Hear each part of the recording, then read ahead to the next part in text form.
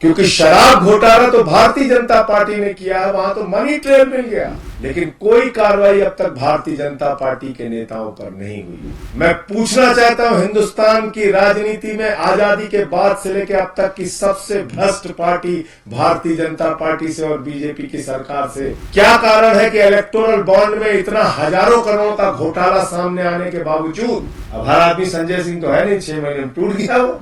माननीय उच्च न्यायालय का फैसला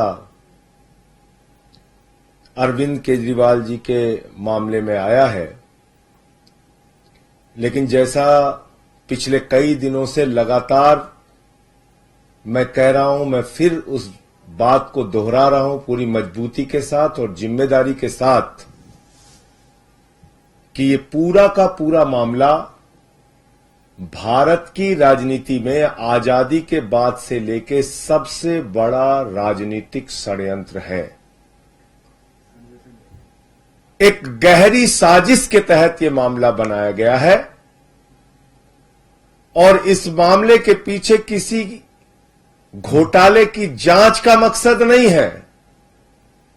दिल्ली की प्रचंड बहुमत से चुनी हुई अरविंद केजरीवाल को गिराने और खत्म करने का मकसद है। पंजाब की प्रचंड बहुमत से चुनी हुई सरकार को गिराने और खत्म करने का मकसद है। आम आदमी पार्टी की बढ़ती हुई ख्याति को और राष्ट्रीय पार्टी का दर्जा 10 वर्षों में हासिल करने की उपलब्धि को खत्म करने की कोशिश है, क्योंकि शराब घोटाला तो भारतीय जनता पार्टी ने किया है, वहां तो मनी ट्रेल मिल गया, 60 करोड़ का मनी ट्रेल मिल गया, लेकिन कोई कार्रवाई अब तक भारतीय जनता पार्टी के नेताओं पर नहीं हुई। और अरविंद केजरीवाल जी के मामले में झूठे गवाह तैयार किए जाते हैं, बेबुनियाद आरोप लगाए जाते हैं, 10-10 गवाहों के 10-10 बयानों को छिपाकर षड्यंत्र के तहत 2 ही बयान कोर्ट के सामने लाए जाते हैं।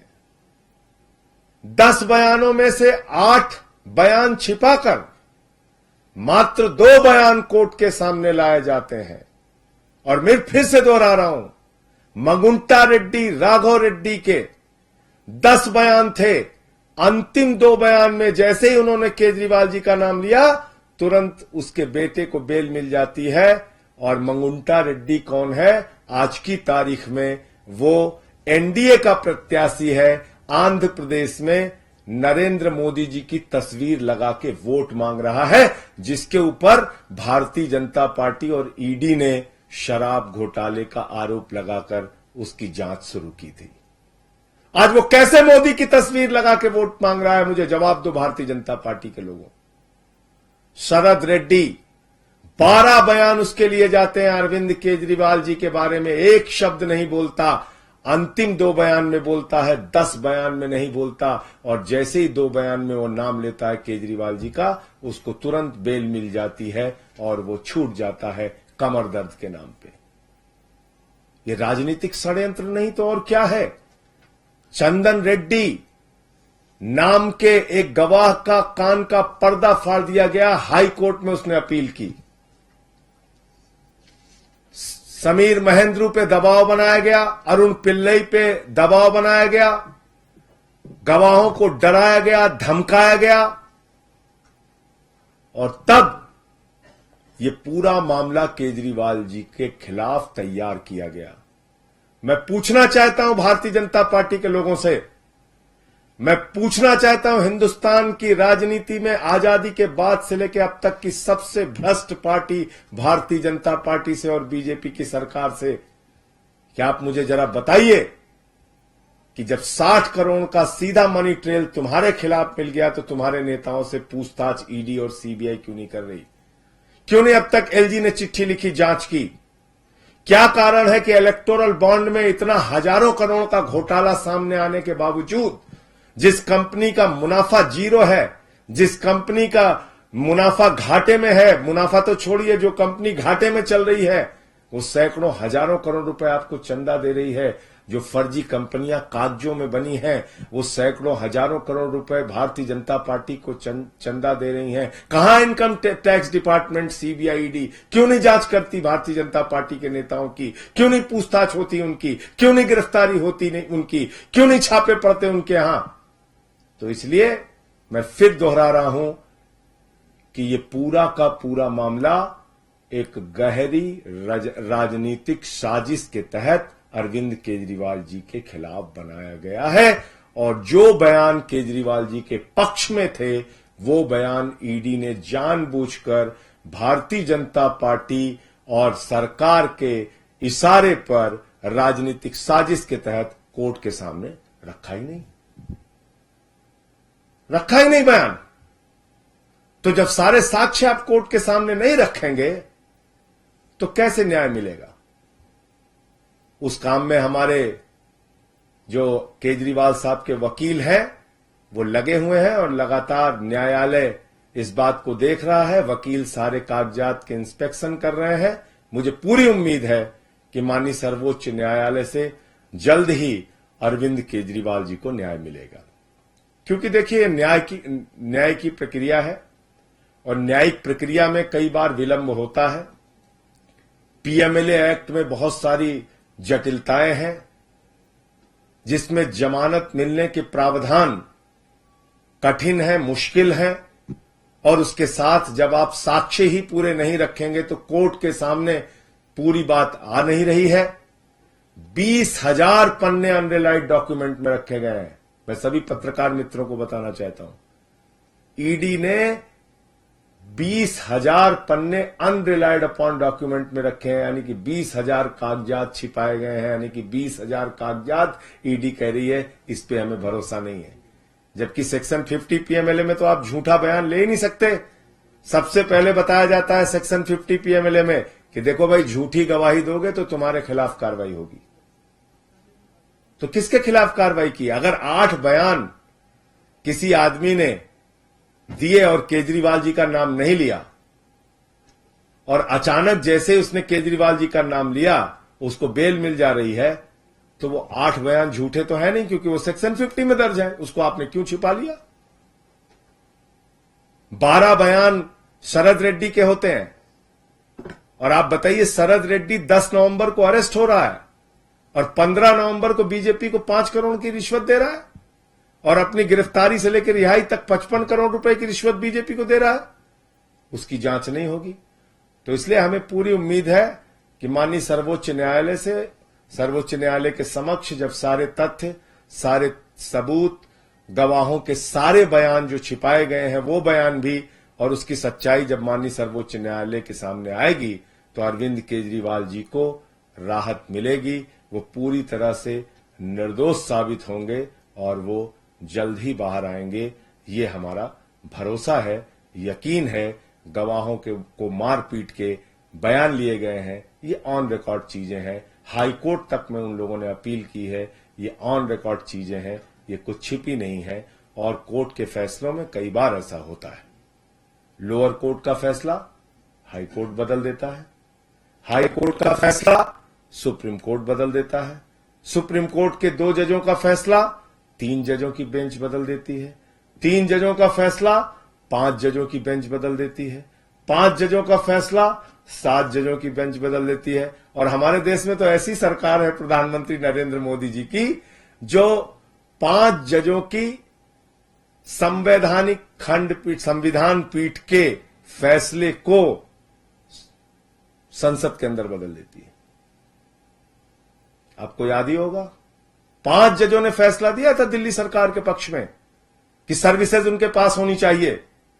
बावजूद इसके देश के तानाशाह प्रधानमंत्री ने, देश की तानाशाह सरकार ने दिल्ली के पक्ष में दिए गए, अरविंद केजरीवाल जी के पक्ष में दिए गए, लोकतंत्र और संविधान के पक्ष में दिए गए, प्रचंड बहुमत से चुनी हुई सरकार के पक्ष में दिए गए फैसले को, 5 जजों के सुप्रीम कोर्ट के फैसले को संसद में बदल दिया।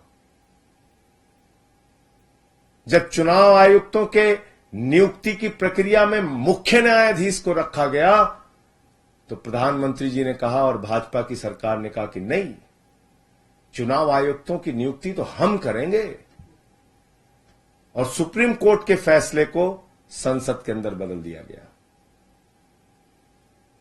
तो है कई बार कानूनी प्रक्रियाओं में, और इस देश के अंदर आपको जानकारी के लिए बता दूं 80% अंडर ट्रायल है। कोई 10 साल से अंडर ट्रायल है, कोई 5 साल से अंडर ट्रायल है, कोई 3 साल से अंडर ट्रायल है। कई बार न्याय मिलने में विलंब हो जाता है, लेकिन इस मामले में मुझे पूरा यकीन और भरोसा है। मैं फिर दोहरा रहा हूं, अरविंद केजरीवाल जी जल्द ही निर्दोष साबित होंगे, जल्द ही सुप्रीम कोर्ट से, आगे की कोर्ट से उनको राहत मिलेगी, वो बाहर आएंगे। आपके कोई प्रश्न हो तो आप जरूर पूछ सकते हैं। हाई कोर्ट ने अपने ऑब्जर्वेशन में इस बात को मेंशन किया है कि अरविंद केजरीवाल का एक्टिव इन्वॉल्वमेंट जो है वो इस पूरे मामले में दिख रहा है, और ईडी ने ऐसे कुछ साक्ष्य जो है वो पेश किए हैं। तो ईडी ने जो साक्ष्य अरविंद केजरीवाल जी के पक्ष में है वो नहीं पेश किए ना। मैंने तो आपको बताया। ये पता कैसे चला, ये कैसे पता चला कि वो साक्ष्य नहीं रखे हैं? खुद ईडी ने कहा कि मंगुंटा रेड्डी, राघव रेड्डी के 10 बयान, 8 बयान अनरिलाइड अपॉन डॉक्यूमेंट में। हमारे वकीलों ने कहा कि भाई अनरिलाइड अपॉन डॉक्यूमेंट में क्यों रखा है आपने? 8 बयान अगर आपने दो गवाहों के दर्ज किए, जो आरोपियों के दर्ज किए, जो सरकारी गवाह बने, तो आपने उसको अनरिलाइड अपॉन डॉक्यूमेंट में क्यों रख दिया? छिपा क्यों लिया? भाई ईडी का दफ्तर कोई म्यूजियम तो है नहीं, ईडी का दफ्तर कोई रद्दी की टोकरी की जगह तो है नहीं कि वहां पे आप कागज इकट्ठा कर रहे हैं, रख रहे हैं। आपने कागज इकट्ठा किया है किसी को दोषी साबित करने के लिए ना, तो सारे कागजात आप माननीय न्यायालय के सामने रखिए। क्यों नहीं रखा आपने? तो कोर्ट ने कहा अभी इसी मार्च में, आप सबकी जानकारी के लिए बता दूं, इसी मार्च में ऑर्डर हुआ पिछले महीने कि भाई जो आरोपी का अधिकार है कि उसके खिलाफ जितने भी साक्ष्य आपने रखे हैं, इकट्ठा किए हैं, वो उनके वकीलों को दिखाइए। तब वकील गए हमारे, उन्होंने देखा, वो हैरान हो गए। मतलब एक ही आदमी के आपने 7 बयान लिए, 6 बयान में राघव रेड्डी ने नाम नहीं लिया, 6 आपने छिपा लिया, 1 दिखा दिया। एक ही आदमी के 3 बयान मंगुंटा रेड्डी के आपने लिए, जो इस समय मोदी की तस्वीर लगा के वोट मांग रहा है, सोचिए आप।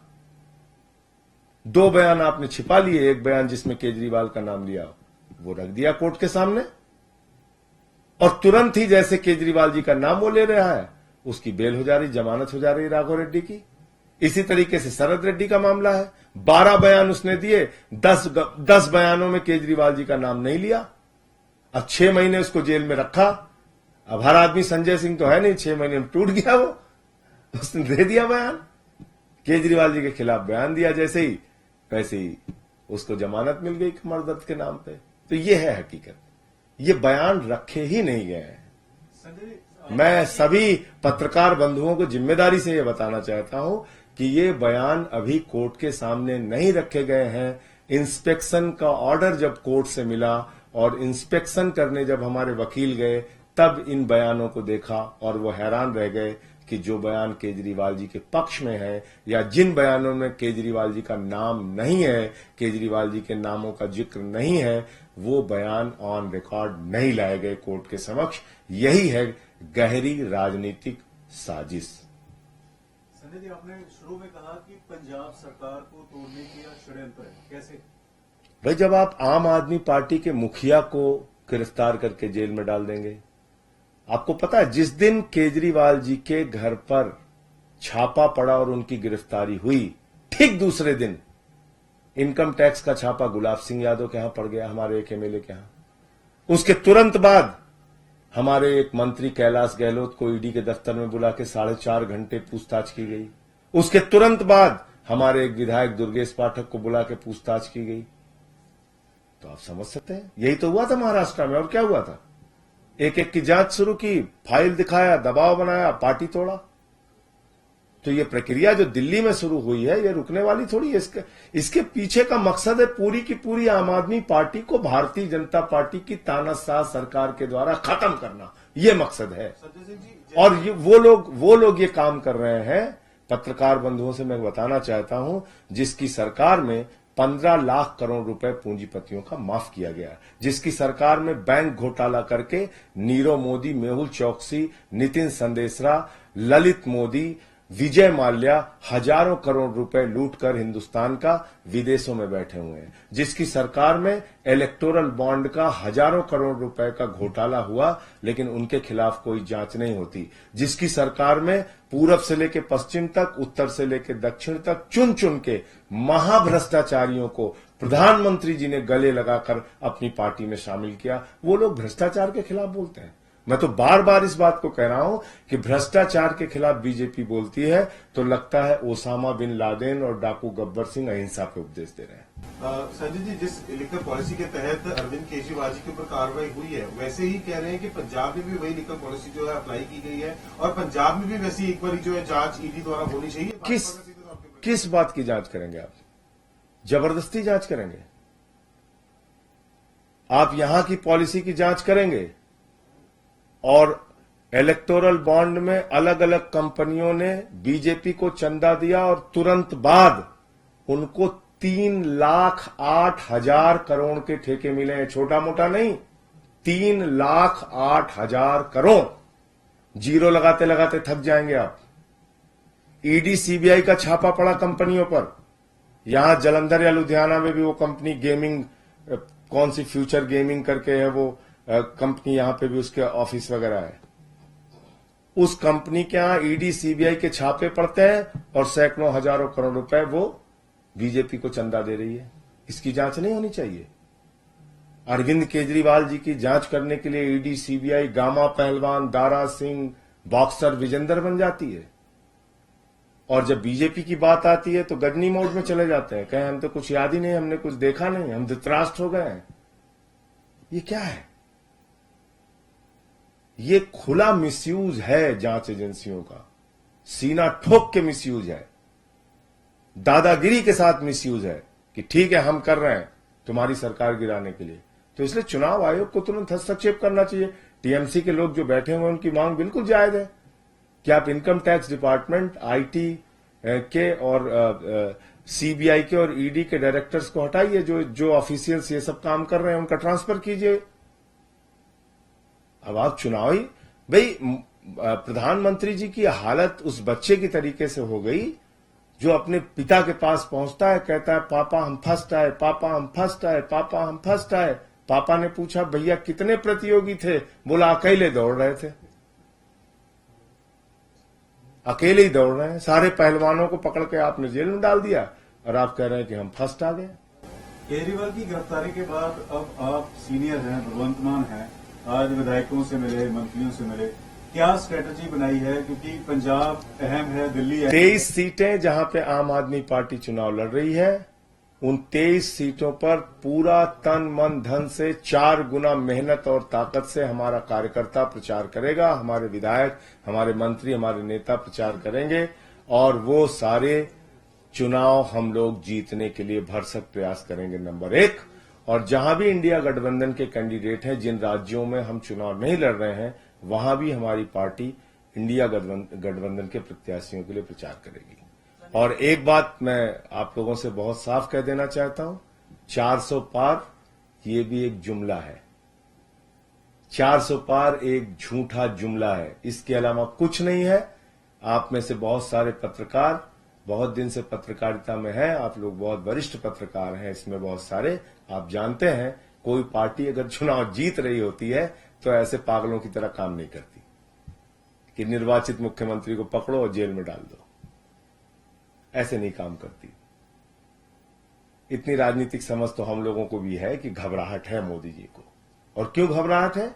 क्योंकि महाराष्ट्र में सीट कम हो रही है, कर्नाटक में सीट कम हो रही है, बिहार में सीट कम हो रही है, हरियाणा में सीट कम हो रही है, पंजाब में सीट कम हो रही है, मध्य प्रदेश में सीट कम हो रही है, राजस्थान में सीट कम हो रही है, झारखंड में सीट कम हो रही है। आप देखिएगा इनकी सीटें कम होंगी।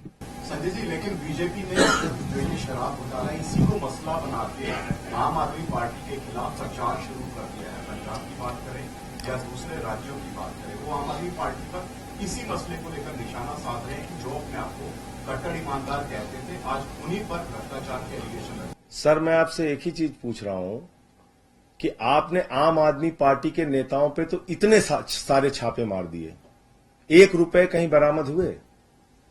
मनीष सिसोदिया जी के घर पे 1 रुपए मिला? भ्रष्टाचार हुआ है तो पैसा कहां गया? 1 रुपए भी मिला? अरविंद केजरीवाल जी के यहां आपने छापे मारे, आपने भ्रष्टाचार अगर हुआ है तो पैसा कहां गया? इतने सारे छापे आपने, आपको पता 162 गवाह हैं ईडी के, 162,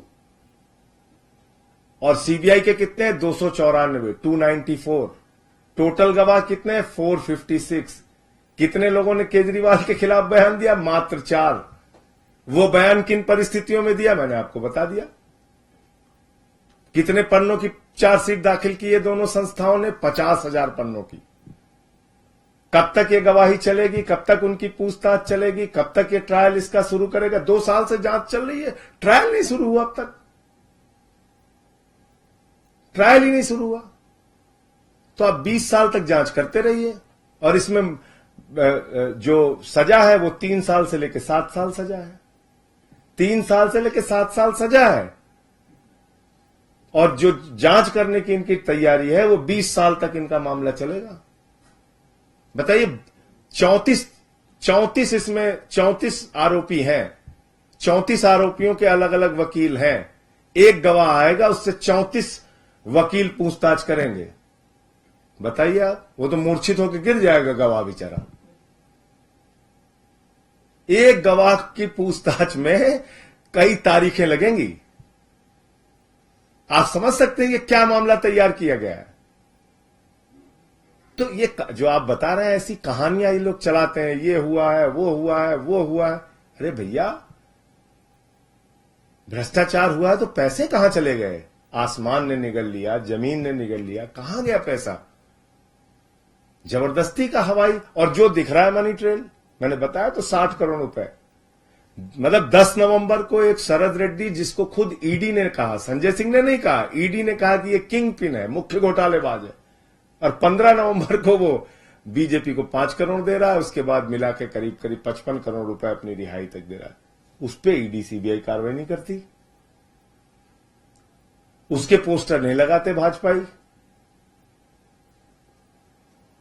तो ये मोदी की गारंटी है, एक एक भ्रष्टाचारी को नहीं छोड़ूंगा, इसकी गारंटी है।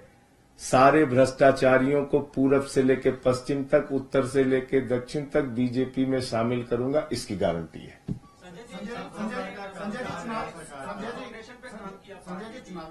एक उनका सवाल पहले था, मैं आपका जवाब दूंगा जी।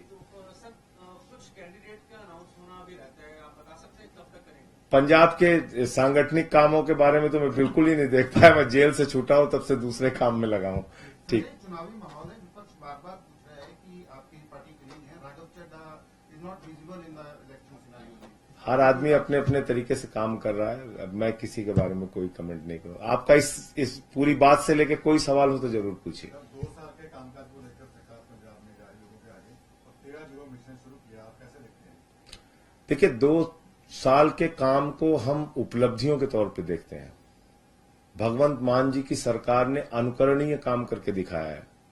जिस तरह से इन्होंने मोहल्ला क्लिनिक में काम किया, जिस तरह से इन्होंने स्कूलों के निर्माण में काम किया, जिस तरह से इन्होंने फ्री बिजली देने का काम किया। फ्री बिजली एक बहुत बड़ी राहत है पंजाब के लोगों के लिए। जिस तरह से 30-30 साल से सूखी हुई नहरों में पानी पहुंचाने का काम किया, तो मैं समझता, और जिस तरीके से नौकरी रोजगार देने का काम किया भगवंत मान जी की सरकार ने, तो ये एक अनुकरणीय काम करके दिखाया है। मैं समझता हूं, मैं तो 2017 तक प्रभारी रहा हूं और पिछली सरकारों की कहानियां भी मैं जानता हूं, तो इतना किसी सरकार ने इतना काम किया हो मुझे याद नहीं है। बहुत बेहतरीन काम करके सरकार दिखा रही है, और उसी काम को लेके हम जनता के बीच में जा रहे हैं। और आपको याद रखना होगा, तब भगवंत मान जी सांसद थे और मैं भी सांसद था। जब किसानों का मामला हुआ, प्रधानमंत्री जी नहीं मिल रहे थे, किसी से नहीं मिल रहे थे, तो हमने दोनों लोगों ने संसद के सेंट्रल हॉल में भारत के अन्नदाताओं का मुद्दा उठाया था। तो हमारा कमिटमेंट पंजाब के किसानों के प्रति, माताओं बहनों के प्रति, नौजवानों के प्रति, किसानों के प्रति है और रहेगा। आप 6 महीने जेल में रहे हैं, उस समय में आपके साथ व्यवहार कैसा था? और अभी अरविंद जी भी जेल में हैं, तो किस तरीके से उनसे कुछ बातचीत हो पाई और उनके पारिवारिक मेंबरों से आपकी बातचीत हो पाई? देखिए, शुरुआती दिक्कतें कुछ थी, मैंने बताया भी था कि जैसे 11 दिन तक इतनी सारी पाबंदियां थी। मैं जब जेल में था कि लोगों से मिलना जुलना मुश्किल था, बाहर निकल के टहलना मुश्किल था, तो वो सब परेशानियां थी। लेकिन धीरे धीरे जो सामान्य कैदियों के अधिकार थे वो मुझे भी थे, सारे काम लेकिन मैं अपने खुद से करता था, चाहे कपड़ा साफ करना हो, चाहे झाड़ू लगाना हो, चाहे बर्तन साफ करना हो, सारे काम खुद से करता था।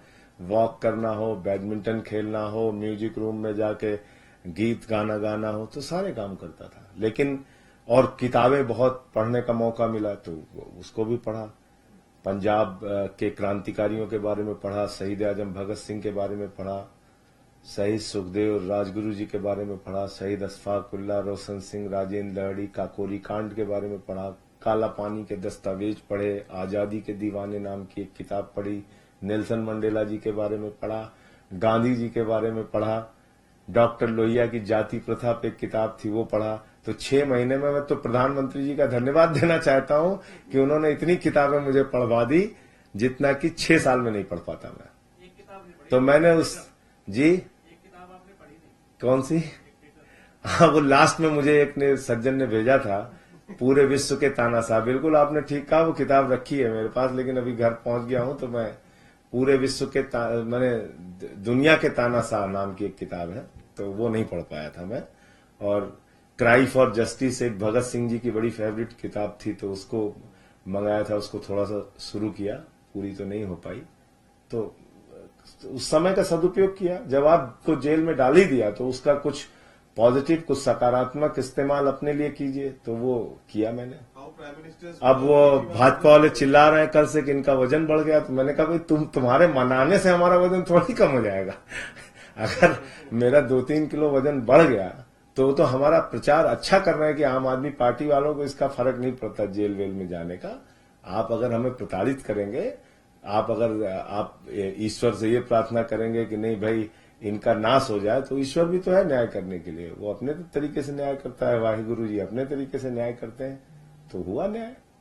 संजय जी, बीजेपी जहां भी जाने की कोशिश कर रही है, चाहे हरियाणा हो चाहे पंजाब हो, उनका विरोध देखने को मिल रहा है, तो क्या लगता है कि उनके कर्म है इसके पीछे, उनके कर्म इसके पीछे कारण है। अगर आप देश की जनता से लगातार 10 साल तक झूठ ही बोलते रहेंगे तो आप बताइए आपके साथ कैसे लोग फूल माला पहनाएंगे। आपने कहा 2 करोड़ नौकरी हर साल देंगे, तो 20 करोड़ नौकरी मिलनी चाहिए थी 10 साल में। कुल 7 लाख नौकरियां दिया है, 22 करोड़ लोगों ने नौकरियों के लिए अप्लाई किया। ये ऑफिशियल बयान है पार्लियामेंट में सरकार का। आपने कहा साहब हम 2022 15 अगस्त तक सबको पक्का मकान देंगे, कहां गया पक्का मकान आपका? आपने कहा काला धन लाएंगे, क्या हुआ काला धन का? आपने तो काला धन को बढ़ावा दिया, नोटबंदी भी एक घोटाला हुआ इस सरकार में। तो आपने जितने वादे जनता से किए, आपने कहा महंगाई कम करेंगे, महंगाई आसमान पे पहुंचाई आपने। तो आपने जितने भी नारे दिए उन नारों को जमीन पे सच करके आपने दिखाया नहीं, और इसी के कारण घबराहट है। आप यहां की बात कर रही हैं, पंजाब हरियाणा की, गुजरात में कुर्सियां तोड़ी जा रही हैं, एक दूसरे के ऊपर मारपीट कर रहे हैं। 400 कुर्सी तोड़ डाली वहां पे, 400 पार होने जा रहे थे, कहने नहीं 400 कुर्सी तोड़ना है, 400 कुर्सी तोड़ना है। तो इसलिए जो है इनके नारे जो है उस पर नहीं फंसना चाहिए। इन्होंने दिल्ली में कहा 45 पार, आई 8 सीट, बंगाल में कहा 200 पार, आई 77 सीट, हरियाणा में कहा 75 पार, आई 40 सीट, मिजोरम में कहा 21 पार, आई 1 सीट। 13 इलेक्शन, मेरे ख्याल से 15 ऐसे इलेक्शन हैं, मैंने तो डिटेल उसकी बताई कि 2014 के बाद से लेकर 2024 तक इन लोगों ने जितने नारे दिए अलग अलग राज्यों में वो सही साबित नहीं हुए। अभी कर्नाटक में इनका नारा झूठा साबित हुआ, जो इन्होंने नारा दिया था पार वाला।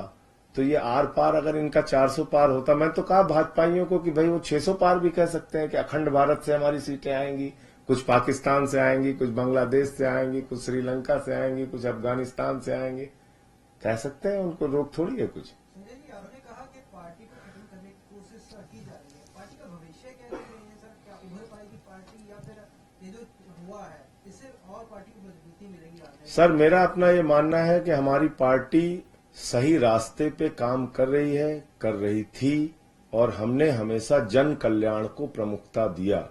लोगों का कल्याण कैसे हो, कैसे लोगों के लिए काम हो, वो चाहे बिजली फ्री हो, पानी फ्री हो, शिक्षा फ्री हो, इलाज फ्री हो, माताओं बहनों के लिए बस की यात्रा फ्री हो, बुजुर्गों की तीर्थ यात्रा फ्री हो, 1000 रुपए के आर्थिक सहयोग महिलाओं के लिए बात हो, इतनी फरिश्ते स्कीम की बात हो, इतनी सारी योजनाएं लागू करने के बावजूद हमने 9 साल के अंदर दिल्ली का बजट डबल किया है, डबल से ज्यादा किया है। मुनाफे का बजट है दिल्ली का, घाटे का नहीं है।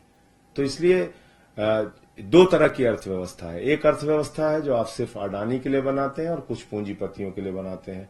दूसरी अर्थव्यवस्था है कि आप सबके लिए बनाते हैं, और जो दूसरी अर्थव्यवस्था है वो कामयाब अर्थव्यवस्था इसलिए है कि जब आप सबके लिए ऐसी अर्थव्यवस्था बनाते हैं जिसमें सबको राहत मिले, सबकी पर कैपिटा इनकम बढ़े, तो उससे वो बाजार में बचत के पैसे को खर्च कर पाते हैं, तभी तो अर्थव्यवस्था चलेगी।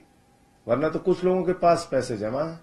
अब मोदी जी क्या कहते हैं, दुनिया की 5वीं बड़ी अर्थव्यवस्था है हम, यही तो बोलते हैं बार बार कि हम दुनिया की 5वीं सबसे ताकतवर अर्थव्यवस्था है।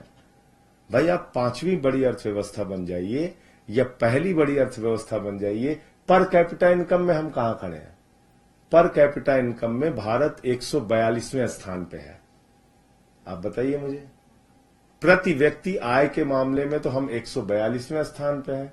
82 करोड़ लोग हमारे देश में 5 किलो राशन पे जीते हैं, और प्रधानमंत्री जी हमें सब्ज बाग दिखा रहे हैं कि साहब हम 5वीं बड़ी अर्थव्यवस्था है। और कोई प्रश्न? पंजाब में एक स्लोगन चला है कि जुर्म के खिलाफ वोट। क्या केजरीवाल जी की जो गिरफ्तारी है उसको हम लोगों में ले जा रहे हैं? बिल्कुल ले जा रहे हैं। हमने कल जेल का जवाब वोट से कैंपेन शुरू किया दिल्ली में, तो बिल्कुल ये जुल्म है। जुल्म तो इस हद तक का है कि, और देखिए केजरीवाल जी के बारे में अगर किसी के दिमाग में ये गलतफहमी हो कि वो पद के लिए बैठे हैं, नहीं। अरविंद केजरीवाल वो शख्स हैं जिन्होंने IRS की नौकरी को लात मारी। अरविंद केजरीवाल वो शख्स हैं जिन्होंने मुख्यमंत्री की कुर्सी, यहां चपरासी की नौकरी नहीं छोड़ता है आदमी, मुख्यमंत्री की कुर्सी 49 दिन की सरकार में लात मार के छोड़ के चले गए। आज मुद्दा है लोकतंत्र और संविधान को बचाने का। अगर केजरीवाल जी ने इस्तीफा दे दिया तो पूरे देश में यह सिलसिला शुरू हो जाएगा। कल को 4 मुकदमे भगवंत मान जी पे फर्जी करके, और कहें साहब आप भी इस्तीफा दीजिए, फिर स्टालिन को फर्जी मुकदमे में फंसा दें, फिर विजयन को फर्जी मुकदमे में फंसा दें, फिर सिद्धारमैया को, फिर रेवंत रेड्डी को, फिर ममता बनर्जी को, यह सिलसिला रुकेगा कहां? इस बात को समझने की जरूरत है। कोई मुख्यमंत्री वाली बात नहीं। मुख्यमंत्री के पद को तो छोड़ चुके हैं अरविंद केजरीवाल। जब सारे लोग कह रहे थे भैया मत छोड़ो, सिद्धांतों के मुद्दे पे छोड़ दिया था उन्होंने मुख्यमंत्री की कुर्सी। आज मुद्दा है भारत के लोकतंत्र और संविधान को बचाने का। धन्यवाद आपका।